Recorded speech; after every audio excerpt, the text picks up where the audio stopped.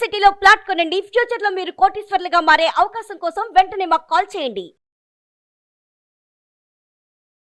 నమస్కారం. కార్తీక పురాణం 22వ రోజు పారాయణలోకి వచ్చాం. రాహు అనేవాడిని జలంధరుడు శివుని దగ్గరికి పార్వతీదేవిని నాకు ఇచ్చేయి అని చెప్పడం కోసం ఒక దూతగా పంపించాడు. పరమేశ్వరుడు వాడిని అక్కడి నుంచి తోలేశాడు. ఆ తోలేయబడినటువంటి రాహువు సావు తప్పి కన్నులోటపోయినంత పనయ్యి మొత్తానికి జలంధరుని చేరి జరిగిన విషయాలన్నీ చెప్పాడు. రాహు చెప్పిన విషయాలన్నీ వినగానే కోపోద్రిక్తుడైన జలంధరుడు పరమేశ్వరుని మీద రణభేరి వేయించాడు. కోట్లాది సేనలతో కైలాసం వైపుకి దండు కదిలాడు. ఆ సందర్భంగా జలంధరునికి అగ్రభాగాన ఉన్న శుక్రుడు రాహు చేత చూడబడ్డాడు. తత్ఫలితంగా జలంధరుడి కిరీటం నేలకి పడింది. రాక్షస సేనల విమానాలతోటి కిక్కిరిసిపోయిన ఆకాశం వర్షాకాలపు మేఘావృతమైన ఆకాశంలాగా కనిపిస్తోంది. ఈ రణోద్యోగాన్ని ఎరిగినటువంటి దేవతలు ఇంద్రుణ్ణి ముందరుంచుకుని రహస్య మార్గాన పరమేశ్వరుని సన్నిధికి వెళ్ళి ఈ యుద్ధ వార్తల్ని విన్నవించారు. ఓ దేవాధిదేవ, ఇన్ని నాళ్లుగా వాని వల్ల మేము పడుతున్న ఇక్కట్లన్నీ నీకు తెలుసు. ఈవేళ వాడు నీ మీదకే దండెత్తొస్తున్నాడు. సర్వలోక కళ్యాణార్థం వాడిని జయించు తండ్రి అని అనేక విధాలుగా ప్రార్థించారు. వెనువెంటనే విరూపాక్షుడు విష్ణువుని స్మరించాడు. విష్ణువు ఇక్కడికి వచ్చాడట కైలాసానికి. వస్తే శివుడు ఆయన్ని చూసి, కేశవ, గత జగడంలోనే ఆ జలంధరుణ్ణి యమునిపాలు చేయకపోయావా? పైగా పైపెచ్చు వైకుంఠాన్ని కూడా వదిలి వాడింటనే కాపురం ఉండటం ఏమిటయ్యా అని ప్రశ్నించాడు. దానికి జవాబుగా విష్ణువు, పరమేశ్వర, ఆ జలంధరుడు నీ అంశ వల్ల పుట్టడం చేత, లక్ష్మికి సోదరుడవటం చేత యుద్ధంలో నా చేత వధింపబడలేదు. కాబట్టి నువ్వే వానిని జయించాలి. బ్రహ్మదేవుని వరం వల్ల వీడు రుద్రాంశ సంభూతుడు అయినప్పటికీ సాగర గర్భాన జన్మించినప్పుడు అతనికి పేరిడిన సమయంలోనే బ్రహ్మ శివుని చేత తప్ప ఇంకెవరి వల్ల వీడు వజ్రుడు కాదు అని ఒక మాట అన్నాడు. కాబట్టి అతనిని నువ్వే వధించమని చెప్పాడు. అందుమీదట శివుడు, ఓ దేవతలేరా, వీడు మహాపరాక్రమవంతుడు, ఈ శస్త్రాస్త్రాల వల్ల కానీ నాచే కానీ మరణించేవాడు కాదు. కాబట్టి మీరందరూ కూడా ఈ అస్త్రశస్త్రాలన్నిట్లలో మీ తేజస్సులను సైతం ప్రకాశింపచేయాలి అని ఆజ్ఞాపించేసరికి విష్ణువాది దేవతలందరూ తమ తమ తేజస్సులను బయల్పరిచారు. గుట్టగా ఏర్పడిన ఆ తేజస్సులో పరమేశ్వరుడు తన తేజాన్ని కలిపి మహోత్తమము, భీషణ జ్వాలాస్యము, వేగ సంపన్నము, అత్యంత భయంకరము అయినటువంటి సుదర్శనం అనే చక్రాన్ని నిర్మించాడు. ఇప్పుడు సుదర్శన చక్రానికి అంత బలం ఎందుకు అంటే ఇట్లా ఇన్ని విధాల బలాలు కలిసి ఉన్నది. తర్వాత ఈ వధ అనంతరము దాన్ని విష్ణువుకే సమర్పించేశారు. అప్పటికే 1,000,000 ఏనుగులు, 1,000,000 గుర్రాలు, 1,000,000 కాల్బలగము, కైలాస భూములకు చేరినటువంటి జలంధరుణ్ణి దేవతలు, ప్రమథగణాలు ఒక్కుమ్ముడిగా ఎదుర్కొన్నాయి. నందీశ్వర, విఘ్నేశ్వర, సుబ్రహ్మణ్యేశ్వరాదులు కూడా తమ తమ గణాలతోటి జలంధరుని మూర్కొన్నారు. 2 తెగల మధ్య భయంకరమైన సంకుల సమరం కొనసాగింది. ఇరుపక్షాల నుంచి వచ్చేటువంటి వీరరస ప్రేరకాలైన భేరీ, మృదంగ, శంఖాది ధ్వనులతోనూ, రథనేమి ధ్వనులతోనూ, గజ గీంకారాలతోనూ భూమి విపరీతమైన ధ్వనులతో ప్రకంపిస్తోంది. పరస్పర ప్రయోజితాలైన శూల, పట్టిస, తోమర, బాణ, శక్తిగదాధ్యాయుధ భరితమైన ఆకాశం పగలే చుక్కలు పొడిచినట్టుగా ఉంది. యుద్ధభూమిలో నేలకూలిన రథ గజాదుల కళేబరాలు రెక్కలు తెగిన పర్వతాల్లాగా గుట్టలుగా పడి ఉన్నాయి. ఈ మహారణంలో ప్రమథల బాణాలతోటి పడిపోయినటువంటి దైత్యుల్ని, దానవుల్ని, రాక్షసుల్ని, ఆ గణాలన్నింటినీ కూడా శుక్రుడు మృత సంజీవని విద్యతోటి పునర్జీవితుల్ని చేయటం మొదలుపెట్టాడు. ఆ సంగతి పరమేశ్వరుని చెవిన పడితే ఆ తక్షణమే ఆయన ముఖం నుంచి కృత్య అనే ఒక మహాశక్తి ఆవిర్భవించింది. ఇదే కృత్యం మనం దూర్వాసుడు సృష్టించాడని చెప్తామంటే ఆ కృత్య వేరు, ఈ కృత్య వేరు. అయితే ఇదేం చేస్తట, భయంకరమైన శక్తి ఈ కృత్య. తాలు జంఘోదర వక్ర స్థనాలతోటి మహావృక్షాలని సైతం కూలగొడుతూ రణస్థలిని చేరింది. ఇదేంటంటే పెద్ద నోరు, పెద్ద పెద్ద స్థనాలు, చాలా పెద్ద పొట్ట, విపరీతమైన శరీరంతో రణస్థలికి వచ్చిందట.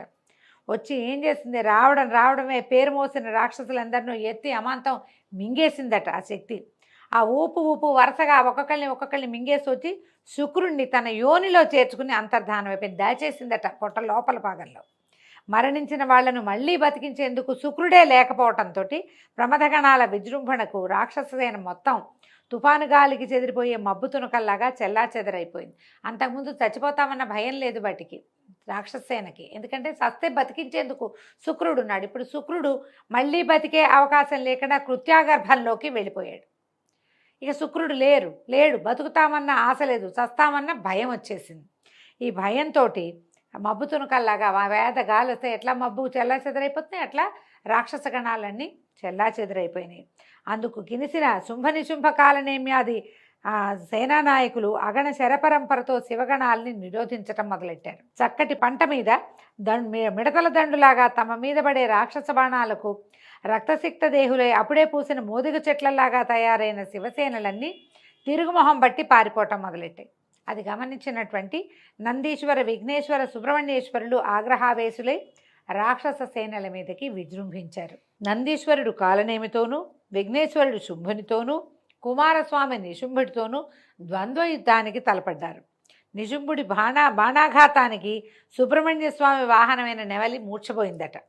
నందీశ్వరుడు తన బాణపరంపరతో కాలనేమి యొక్క గుర్రాలను, జెండాను, ధనుస్సును, సారథిని నాశనం చేశాడు. అందుకు కోపించిన శుంభుడు విఘ్నేశ్వరుడి వాహనమైన ఎలుకని బాణంతో బాధించాడు. అది కదలలేని పరిస్థితి ఏర్పడడంతో వినాయకుడు గండ్రగొడ్డల్ని ధరించి కాలినడకన శుంభుని చేరి వాడి వక్షస్థలాన్ని చీరేశాడట. వాడు భూమిపై పడిపోయాడు. అది గమనించిన కాలనేమి, నిశుంభులు ఇద్దరూ ఒకేసారిగా గణపతి మీద కలిబడ్డారు. దీన్ని గుర్తించి వారి మధ్యకు రంగప్రవేశం చేశాడు వీరభద్రుడు. వీరభద్రుడు ఎవరండి? పరమేశ్వరాగ్రహం నుంచి పుట్టినవాడు. ఆయన వచ్చాడు. వినాయకుడి సహాయార్థమై వీరభద్రుడు కదలగానే కూష్మాండ, భైరవ, భేతాళ, పిశాచ, యోగిని గణాలన్నీ కూడా ఆయన్ని అనుసరించాయి. గణసహితుడైన వీరభద్రుని విజృంభణతో రాక్షస గణాలు హాహాకారాలు చేశాయి. అంతలోనే మూర్ఛదేరిన నందీశ్వర కుమారస్వాములు ఇద్దరు పునః యుద్ధంలోకి ప్రవేశించారు. వాళ్ళందరి విజృంభణతోటి వీగిపోతున్న తన బలాన్ని చూసిన జలంధరుడు అతి అనే పేరున్న పతాకం ఉన్న రథం మీద వచ్చి సమస్త గణాలని ఎదుర్కొన్నట్ట. జలంధరుడి బాణాలతో భూమి ఆకాశాల మధ్య ప్రాంతమంతా నిండిపోయింది. 5 బాణాలతో విఘ్నేశ్వరుని, 9 బాణాలతో నందీశ్వరుని, 20 బాణాలతోటి వీరభద్రుని కొట్టి మూర్ఛపోగొట్టి భీషణమైన సింహగర్జన చేశాడు. వాడి గర్జనతోటి ముందుగా స్పృహలోకి వచ్చిన వీరభద్రుడు 7 బాణాలతో జలంధరుడి గుర్రాన్ని, పతాకాన్ని, గొడుగుని నరికేశాడు. మరో 3 బాణాలు అతని గుండెల్లో గుచ్చుకునేలాగా నాటాడు.